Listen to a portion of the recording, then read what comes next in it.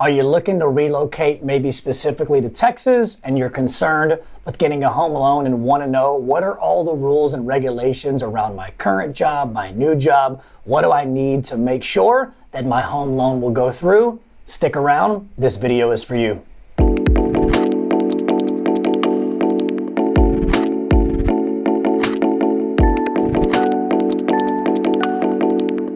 Hey, what's up everybody? Brian McCauley here, your mortgage expert. So now more than ever, people are relocating to Texas. It is a really popular state. People love the opportunity here. They like the freedom and the prosperity. They like the weather. They like the people. They like the no state income tax. I can keep going on and on and on. But if you're a potential home buyer out there and you're relocating to Texas, this is part one of a three-part series that I'm going to talk about regarding part one, your income. Check it out.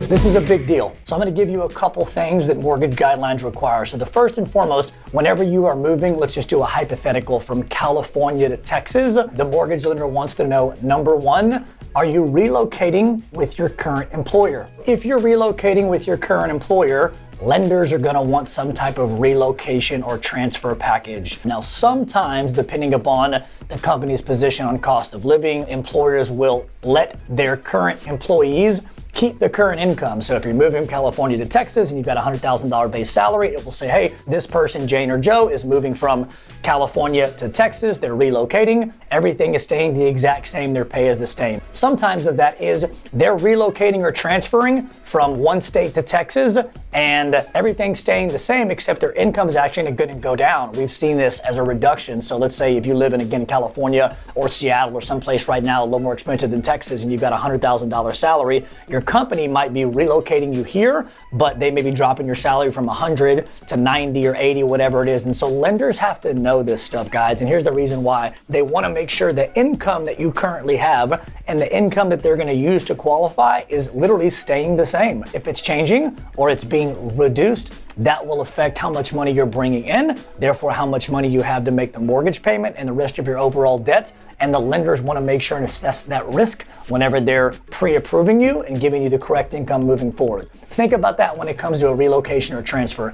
The second piece is specific to remote employees. COVID changed the landscape of how people could work, right? 50% or more people were working remote, doing everything from Zoom. So a lot of times people are out of state moving to Texas and it's not a relo or a transfer package. They're just a remote worker and they say, hey, I can work from anywhere. I can work from my house. I can work from California. I can work from Starbucks. I can work from the moon. And we're like, cool, no big deal, not a problem with us. What we're going to need as a lender is a remote working letter that says like, hey, to whom it may concern, this person is remote. They can work anywhere.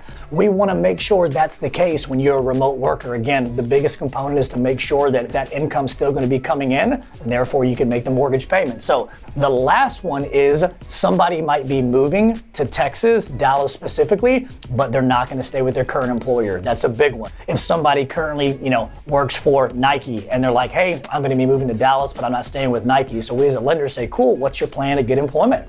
What does that employment look like? When does it start? What type of pay is it? Is it a W-2? Is it 1099? Is it full-time? Is it salary? Sometimes they already have it lined up. Sometimes they don't. So here's the secret and the tip on that. Lenders want to see either an employment contract or an offer letter for your future employer to see exactly the start date, the job title, the hours you're going to work, the hourly wage, the salary, whatever it is, to make sure that that is a guaranteed setup position and a guaranteed wage in the future because their current income is going away.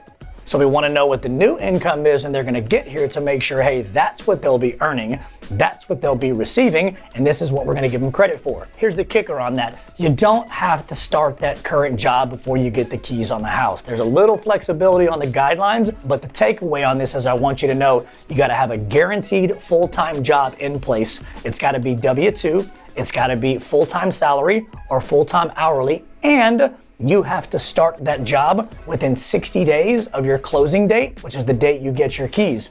These things are crucial because there's a lot of pieces on home loans that people aren't aware of. Make sure and take this into consideration so your home loan gets approved and you close smooth and on time, specific to your new or current employer. So listen, this is part 1 of the relocation specific to income. If you found this video helpful, do me a favor, like it, right? Also subscribe to this page. You can be the first to know and get more updates on home loans. If you've got a comment specific to this topic, maybe even your employment relo or something like that, leave a comment below. I'll do my best to respond back. And if you want to set up a consultation with our team or myself, do me a favor, shoot me a text, give me a call, send me an email. We're always here to help. I'll do my best to help you out. Until next time, stay tuned.